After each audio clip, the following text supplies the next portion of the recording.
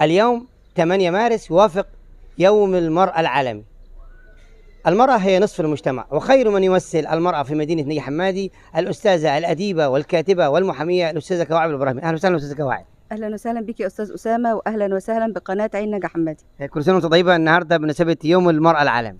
وانت طيب يا رب، وكل نساء الارض بخير وصحه وسلام. أستاذة كواعب، طبعا دايما بتنورينا وتشرفينا وتشرفي نجي حمادي ومحافظة جينا كلها في لقاءاتك في الراديو اللي هو برنامج العام ربات البيوت، في إذاعة قناة تامنة. فشرف لينا النهاردة في قناة عين نجي حمادي تكلمينا عن يوم المرأة العالمي.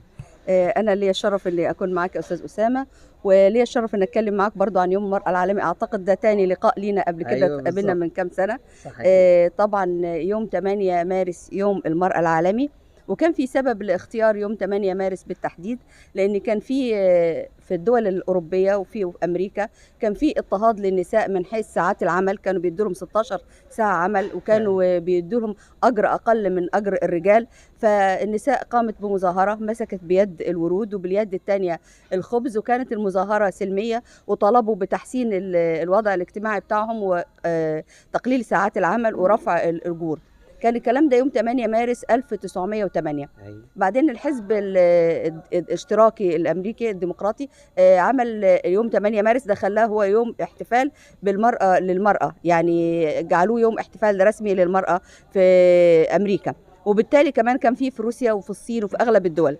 طبعا ما ننساش ان يوم المرأة المصرية يوم 16 مارس برضو كان تقريبا سنة 1923 قامت مجموعة من النساء تقريبا 300 سيدة بقيادة هدى شعراوي بالمشاركة في ثورة، يعني بالمطالبة بجلاء الاحتلال الإنجليزي، والمطالبة برضو بحقوق الدستورية ليهم. كان في استجابة، لأن سنة 1928 دخلت أول سيدات مصريات إلى جامعة القاهرة، وابتدوا يعني يدرسوا مثل الرجال أو مثل الأولاد.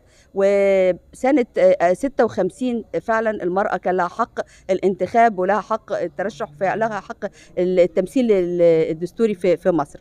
فالمظاهرات اللي قامت بها النساء دي طبعا كان لها شهيدات كتير، سواء كان في بره في أمريكا أو كان في مصر. نعم. يعني في مصر تقريبا استشهدت 6 سيدات، منهم يمكن أول شهيدة كانت حميدة خليل. أيوة. ومذكورة في التاريخ ان السيدات دول طلبوا بانهم يحققوا يعني لهم وللسيدات اللي بعدهم وضع اجتماعي، وضع سياسي، تحسين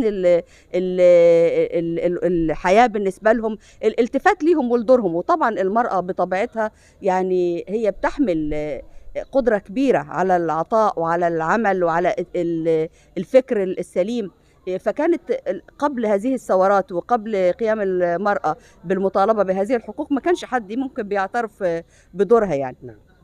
هي المرأة حققت حاجات كتيرة جدا لحد 2025، يعني حتى المكاسب اللي حققتها المرأة في العصر الحديث وفي الفترة الحالية يمكن بعد رئاسة السيد السيسي كانت أكتر من الفترات السابقة. يعني كل ما لما في تقدم، بالدليل أن حتى أصبح كان 8 حقائب وزارية للنساء. صحيح المرأة شاركت من عهد الرئيس جمال عبد الناصر، كان في الوزيرة، لكن بمرور الوقت زاد هذا العدد، وأثبتت جدارتها وقدرتها على إدارة الأمور وتفوقها ونجاحها يعني. فده برضو بيدي لها فرصة أكبر إن هي يزيد. كمان زادت النسبة في مجلس النواب ومجلس الشيوخ، وزاد تمثيل المرأة يعني يمكن في كل مجال في مصر.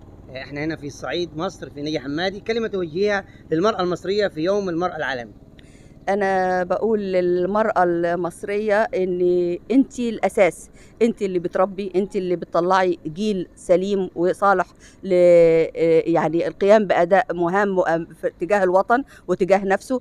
أنت الأم، وأنت الزوجة، وأنت الإنسانة اللي بتشاركي بذاتك، وأنت البنت. يعني أنت يمكن كل المجتمع. هي صح بنقول المرأة نصف المجتمع، بس هي برضو اللي بتربي النصف الآخر، واللي بتطلعه يعني عنده قدرة على أنه يبني بلده بناية صحيحة، يقدر يحافظ على بلده ويحميها، يقدر يديها التطور والتقدم ان في كل مجال. يعني لما الإنسان يخلص في عمله بالتالي بيكون العمل ده سليم، فبيدي مجال للتفوق والتقدم.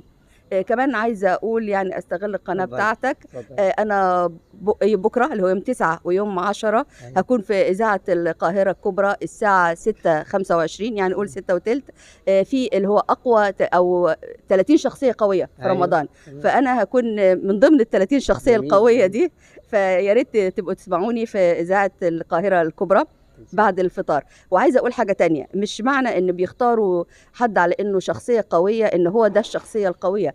كل انسان في الدنيا قوي اذا هو قدر يعمل عمله بطريقه صح، ان هو قدر يحافظ على اولاده ويحافظ على نفسه ويحافظ على انه يكتسب دايما المكسب الحلال ويتحدى التحديات الموجوده حوالينا. يعني اللي يقدر يطلع باولاده بتربيه سليمه عندهم قيم ومبادئ واخلاقيات، وعنده هو قدره على انه يحافظ على نفسه انه ما يكونش دخله الا من مال حلال، فهو ده انسان قوي سواء كان سيده او رجل. يعني في هذا الزمن بنلاقي سيدات بتشارك في كل حاجه، هي اللي بتساهم في انها تربي الولاد، بتساهم انها تشتغل، سواء كانت السيده دي مديره كبيره او أيوة. كانت سيده بسيطه عامله مثلا، او كانت سيده بسيطه بتبيع خضروات.